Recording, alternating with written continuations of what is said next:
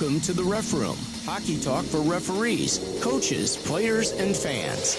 Broadcasting live on Facebook, YouTube, and Twitch. With your hosts, Scott Smokin SIlz and Brad Baumruck. Live. The Ref Room starts right now.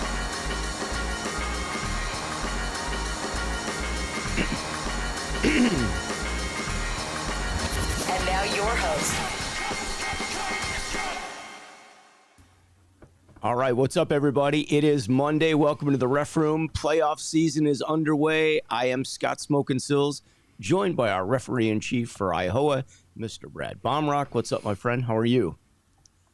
Not much. Busy weekend, and somehow I've come down with some sort of upper respiratory thing, so it's a challenge right now. What a shock. But it was a good weekend. We have a referee that's got some sort of respiratory situation, you know. As funky as Sorry. these rinks are, we go all season with that stuff just built into us. So anyway, man, exciting weekend. I don't know about you. We worked a lot, been busy. You got anything that you want to like jump right into before I get going here? No, I mean, I'll tell you this. On Sunday, I had a state elimination game, and boy, was it a good game. I mean, and I lined it, and I felt so bad for the referee. It was a track meet, and he just went up and down and up and down and up and down. Oh, was it three? And I was like, it was a 3-man, and I was like, oh, you're having a bad day today. Like, but lining though, I mean, everybody was up in each other's faces, so we had to be there a lot too. So it was a lot of fun, and it was good to see. And even after all of it, one team was eliminated, one moved on. And it was always nice to see, you know, you watch it in the NHL, but it happens in the youth levels too. You know, these guys all got together and shook hands, and you could tell a lot of these guys, they're U16, so they played together. So, you know, they hung out and they're talking to each other. It was really fun to see, and I always enjoy it. I hate this time of the year because one team loses, but, you know, the other team moves on, and it's just part of our game. And I think, unfortunately, there has to be a winner and a loser. And we appreciate the contest if it's played the way that it was when I was present this weekend. And it was definitely enjoyable to be there. Yeah.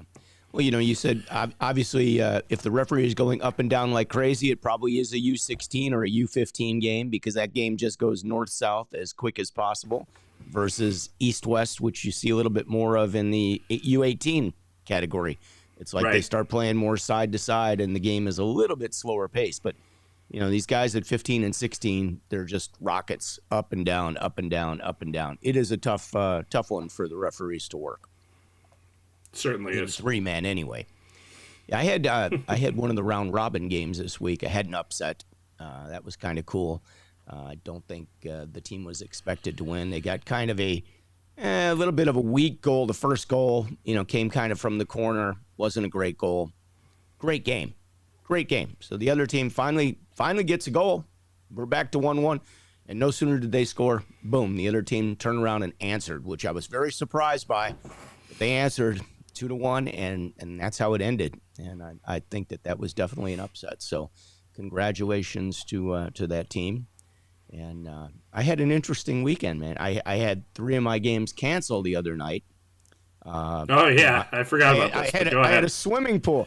I walked in. I came from one game. I was supervising some of the state playoff games, which we had some very good games, by the way.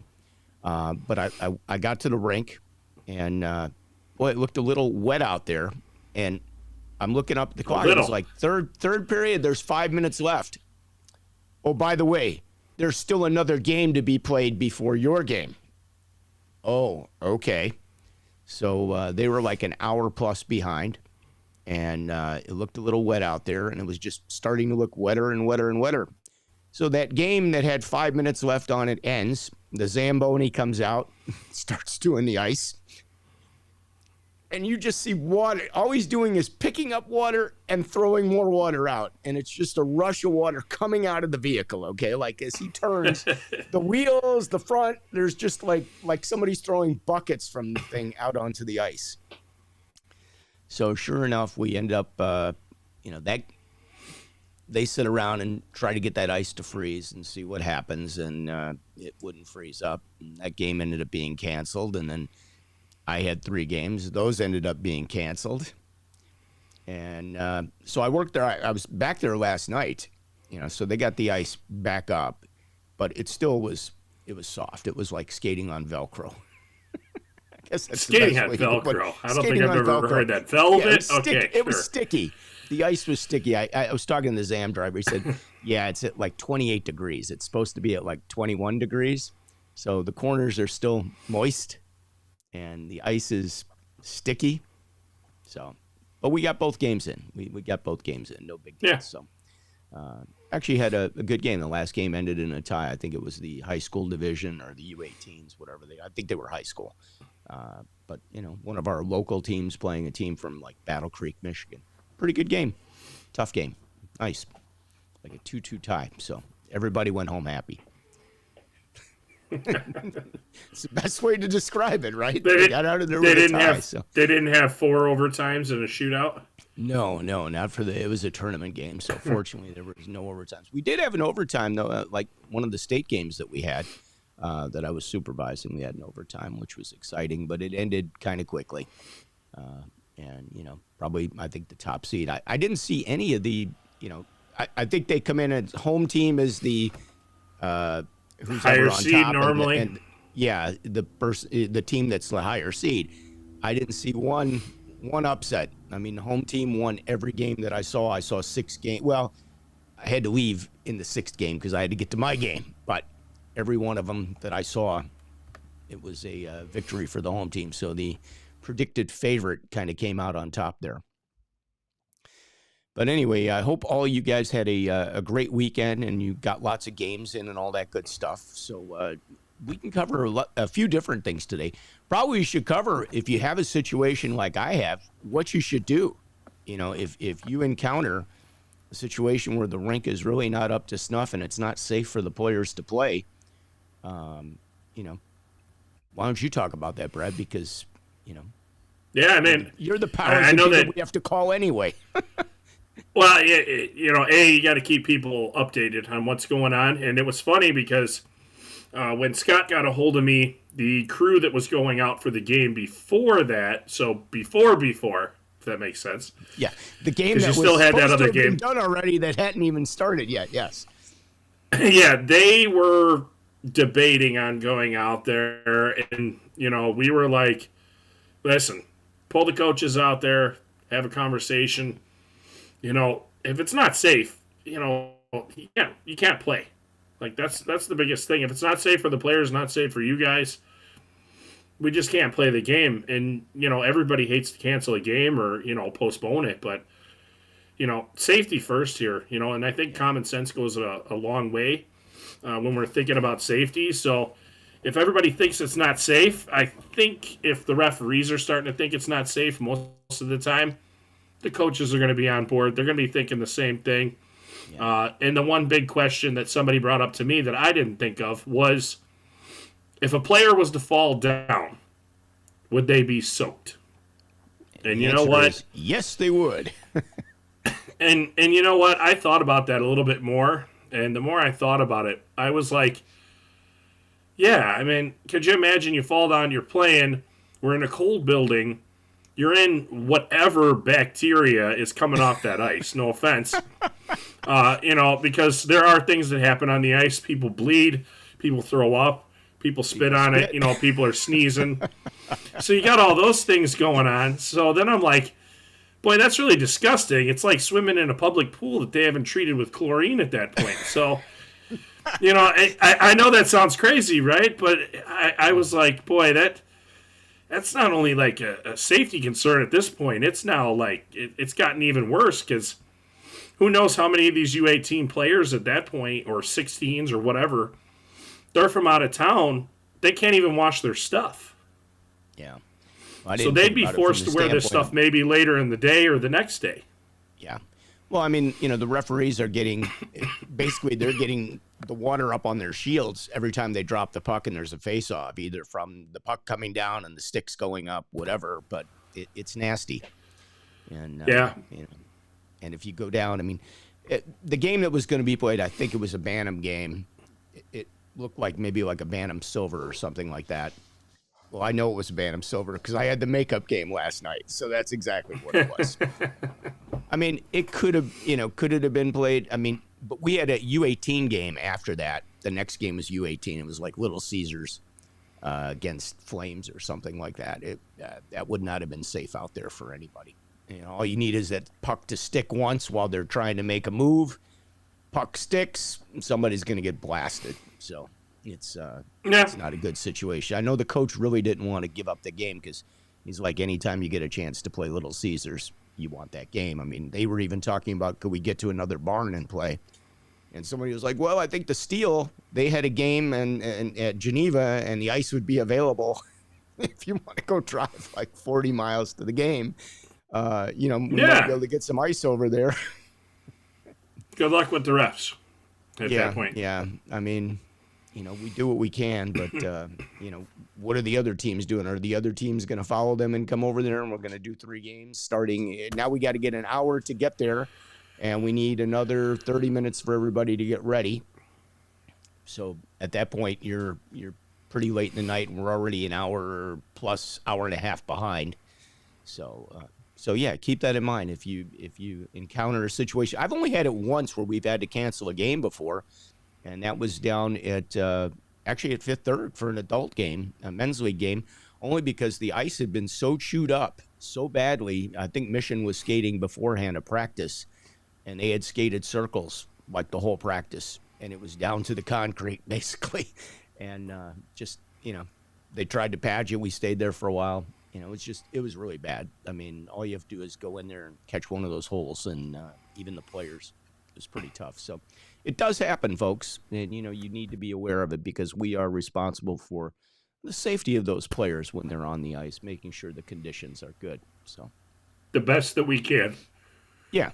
I mean, within reason. I mean, when I walked into the rink and saw a cone on the ice, I was like, it's not a good situation right there. Yeah. I don't know. I think the Zamboni had torn something up earlier in the day or whatever, and they patched it, and they left a cone out there. But it was right in the referee's skating lane. I don't know if that would be a good move to work with a cone. I know we're not going to do that with a U18 game and have a cone out there. I got 12 cones on the ice. I don't need a 13th. You know what I mean? Not happening. I'm not doing it. Exactly. So anyway, all right. So any other excitement for the weekend? I mean, there's just so much going on right now. It's busy as can be, and yeah, the biggest thing is get your reports in on time. Yeah. Good advice. Don't make anybody chase you because we're chasing some, and it's just. I know the referees are overworked, but it's now Monday at 6:00, and the game was, last week. That's a little excessively overdue. So 24 hours or 48? Is it 40? It's 24, right? You're supposed to get them in within 24? Should be within 24 hours. Yeah, 24. But, everybody's pretty realistic about it. So, you get some leeway on it. But if it's a match penalty, get it in ASAP. Yeah. People looking for these things. Players want to play. Organizations want to know what's going on. So if you could get those in, everybody would appreciate it big time. Yeah. The iPad. Do you want to talk about some stuff on the iPad that everybody needs to be aware of? Because, some people may be seeing the iPad a little bit more than they're used to. And, like what do you mean? Well, just in general, anything that everybody should be aware of. I mean, check the rosters, count the number of players. Well, you should be doing that every game. It doesn't matter if it's a paper sheet or an iPad. So, the big thing with the iPads are you can always get yourself an email after every game. Make sure you put your email address in there and turn on the little toggle button. Yep. Yeah. Because I even got all mine from this weekend, and I just deleted them. But I knew that if anything happened, they were coming to me. Yeah, I keep them. I just let them sit in the phone. I don't care. They just keep moving. Along with You're the other one of those guys. emails. Yeah. So no big deal. I guess one other thing that we could mention on the iPad is the ability to put in a game note. And maybe you should cover this because I kind of use that a lot, and I put the audio there. You can do it either audio or you can do it typewritten. I go with the audio note, and I just put my my game notes in there, and you have to assign them like who gave the game note and all that good stuff. But I just think it's a great place, and it's easy to do while it's fresh on your mind, and you could pop it in there. But I guess, if there's a situation, I'm not saying a match penalty or something like that, but if there's something that was awkward during the game, are you guys good with getting that on the iPad in that, like the audio feature or typewritten, or you still want a game report? I guess that's the big question. Do we have to do both, or is one better than the other? Both. How would you guys like it? Both. Okay. Both. The game sheets, don't think of it as a paper score sheet. It dies there. It needs to be done on both. Score sheet anymore. It's got lots All right, of features. but here, I'll give you. Great, it's got a lot of features, right? Yeah. And do you know how many we look for that haven't been uploaded because the manager hasn't turned the iPad on and clicked the upload button? No. I bet a lot. I mean, so guys, when you finish your game and you sign off, you should lock the game. That's number one. Always. But there's also a little cloud feature there, and I usually hit that in front of everybody, like the person standing there that's responsible for the iPad because they want to get it back. I'll click that, and right away they're like, "Oh, it's not connected to blah blah blah blah." But if you hit that, the minute they do get to some internet, it goes up. Is that correct? Yep, it'll go up. Correct. So it's a really good idea to hit that, and then you don't have to count on them going back in to hit it. Like once they hit internet, up it goes.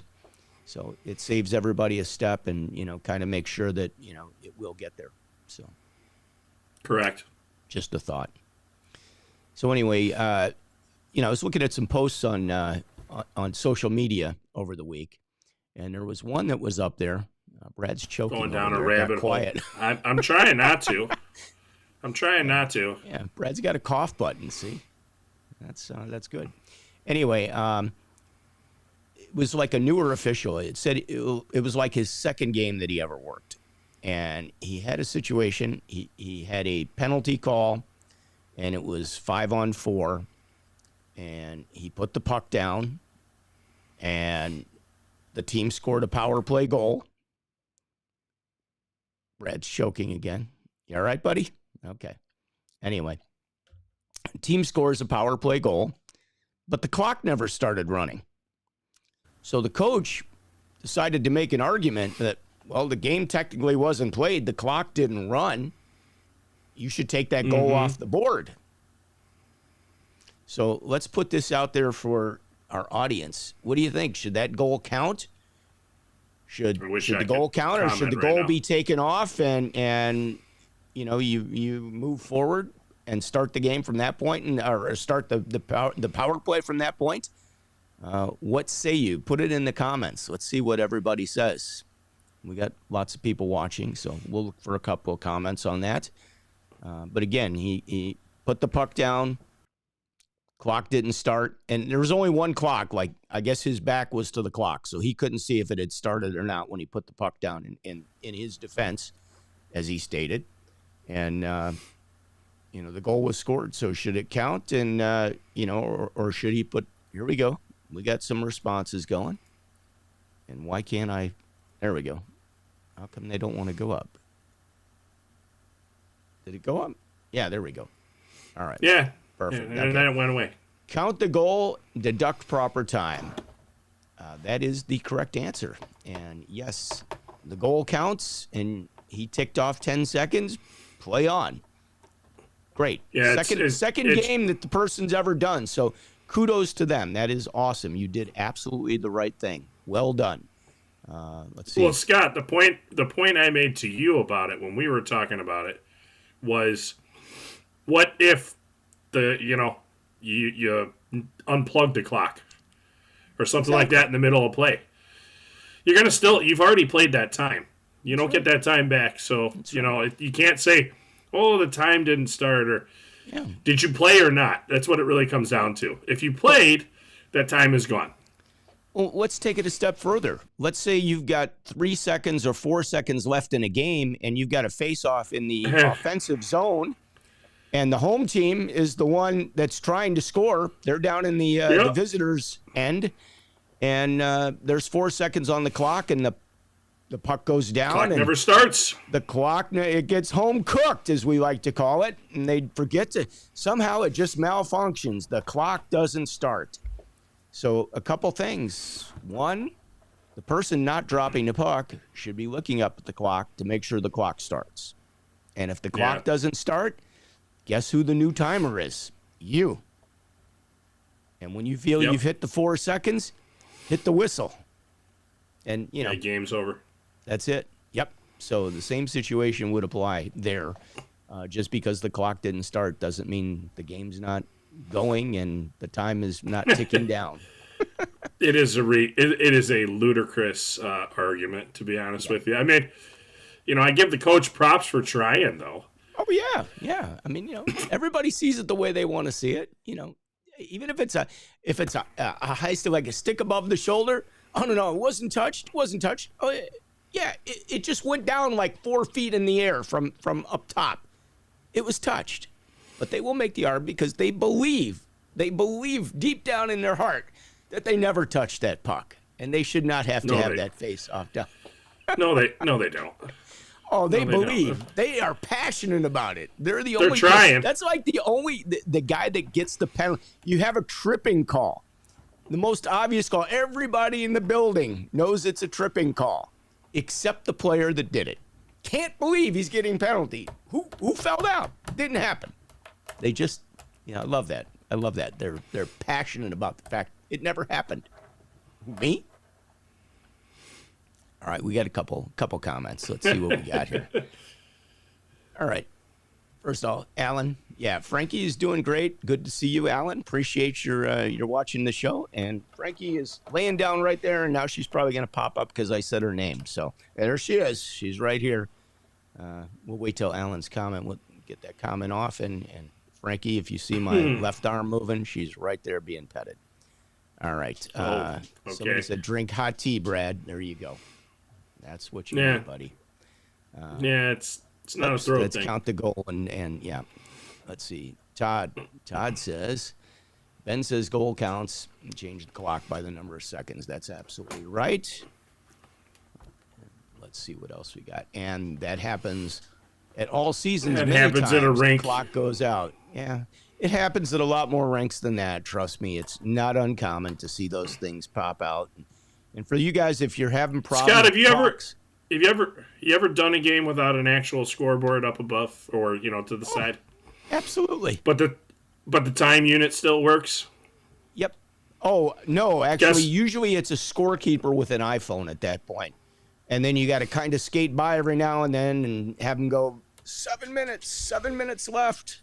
And I've had it to where the 7 minutes left, so that you can communicate that they know they've got 7 minutes left in the period or whatever. So I've had that's it to where the time unit still working. Still, no need for an iPhone. You can still use that unit. That's like interesting said, because get I don't yourself think it was even updated. powering up. So I don't know how you would That use it. That could be a problem. They had no power to it. That was the problem. So. But the answer is yes, and it's not great. It's not pleasant, and it's especially if you're doing, if you're doing, like, well, I guess what would we call it? If you're doing USA Hockey rules for regular amateur hockey under U18, where they have instant offsides and they can ice the puck on they can't ice the puck on the PK. It's not as bad as if you're doing high school rules and you got a guy in the penalty box and you need to know how much time is left on the penalties so you get the washout correct or the icing correct. So a little tougher, more challenge there. Yep. If he's still sitting there, guess what? Yeah, if he's time unit. Absolutely. There you go. Tony says, Coach says it shouldn't count. I say you shouldn't have given one up. I love it.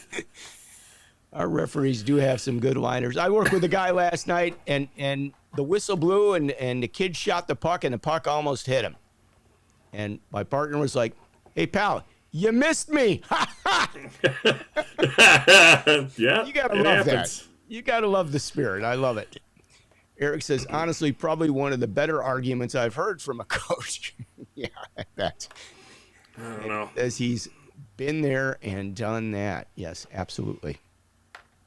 All right, so we got a couple weeks of hockey left, Brad. I mean, it's kind of winding down here pretty quick. Lots of playoff busy. games. Is everything all assigned now for like the high school divisions and stuff, or do we still have games that are going up? We do. Playing still happening. Yeah, still playing. Okay. I know we're close. We're close on a lot of things. What do we have? We have AAA coming up in the next week or two. This weekend. This weekend. This weekend. Yep. So, going to be busy for everybody. Anything else you want to go over? I mean, we're going to make it a short one today, I think. We can address that question that came in there. Let's see. Okay, hang on. Now for you, Brad. What if a team scores after the clock hits 00, but there was no buzzer? What officially ends? What officially ends the play? The buzzer. Okay. What if the buzzer's not operational? Or the whistle from the referee. Bingo. Whistle from the referee. So when you hit that the whistle didn't go. So referees might get together and talk about, did that 5 seconds elapse?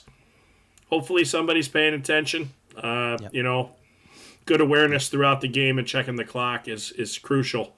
Knowing the situation, I check the clock throughout the game, even during a penalty. I can pretty much, be out there and be like, it's been about a minute, and I'll turn, and it's right there. It's at a minute 3. It's at 57 seconds. It's right there. Yeah. As you're watching, you lose track, but, That's just comes from experience. Lots of experience. Everybody kind of knows how long things are and go. All right, one other thing I want to cover, actually, before we go. So I want to talk about referees showing up to their games now.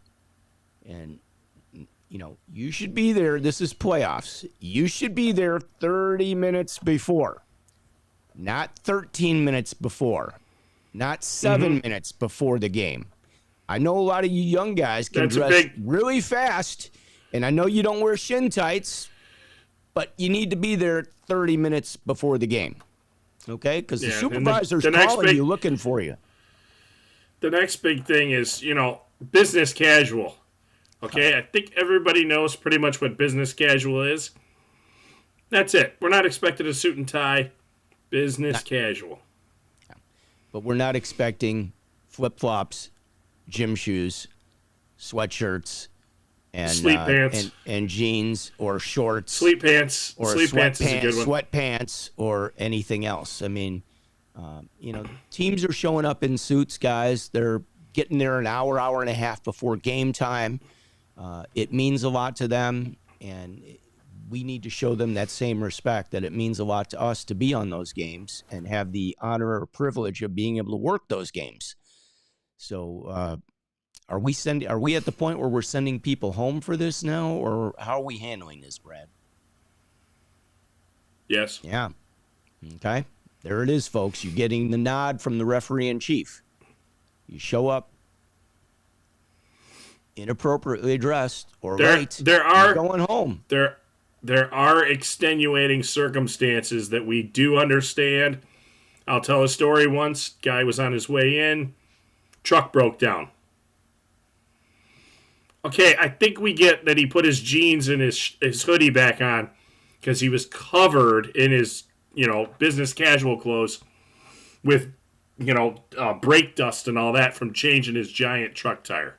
Yeah. Which was even funnier because the guy brought the clothes into the building with him.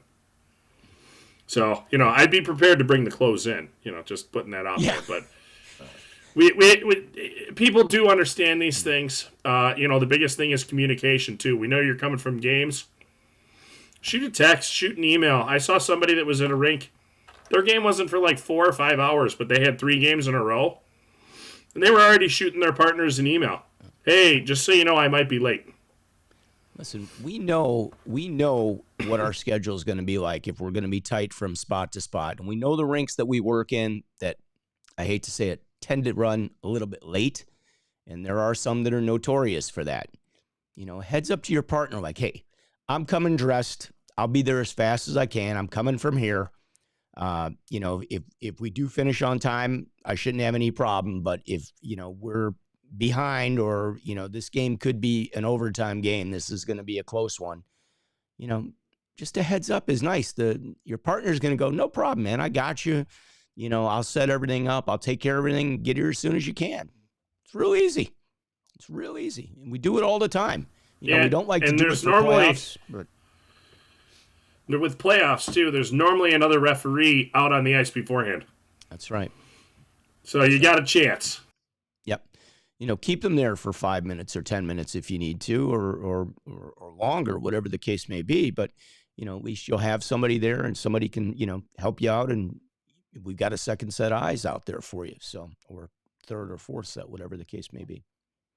Anyway, you're going silent. It actually sounds good, Brad, when you have that mute button on. Sorry. I'm liking it, Oh, yeah. I'm dying over here. It's rink rot. It's called rink rot. No, the worst part, it's because the weather's changing too, so my allergies are going insane. So I got like the double threat here. Yeah. So. All right. Well, that kind of covers it from the supervisor's standpoint of what they're looking for and hoping for from all of you guys. One Facebook, let's see, should be there 30 minutes before game. Be ready to go when Zam door closes. That's right, Alan. That's exactly right. And that's coming from a guy that sees all the referees and knows who shows up on time and who doesn't show up on time. And we won't have you put that in the comments as to who it is, Alan. All right. Anything else before we kind of wrap it up, Brad? We're all busy, lots of stuff going on, and got to get to games and all that good stuff. So, all right.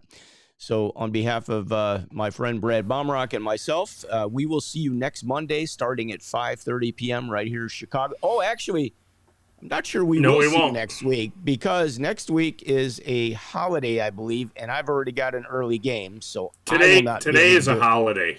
Today's a holiday. What's next week? Next Monday. Is that a holiday? I don't know why you have an early game. You were trying to tell me that, and I kept saying today's a holiday. Yeah, well, I'm double checking because nobody cares. We're just not going to be on next week.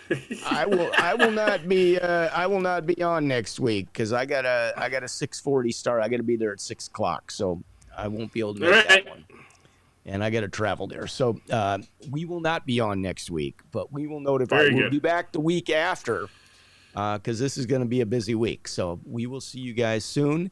Thanks for checking us out. Again, every Monday, 5:30 right here. If you'd like to support the channel, you can go to buymeacoffee.com/refroom. I'm sure Brad could use some coffee now to help his situation. No, I need a cough drop, I think, and I couldn't find any before. All right. Well, with that being said, again, we thank you for joining us, and we'll see you guys in 2 weeks. Peace out, everybody.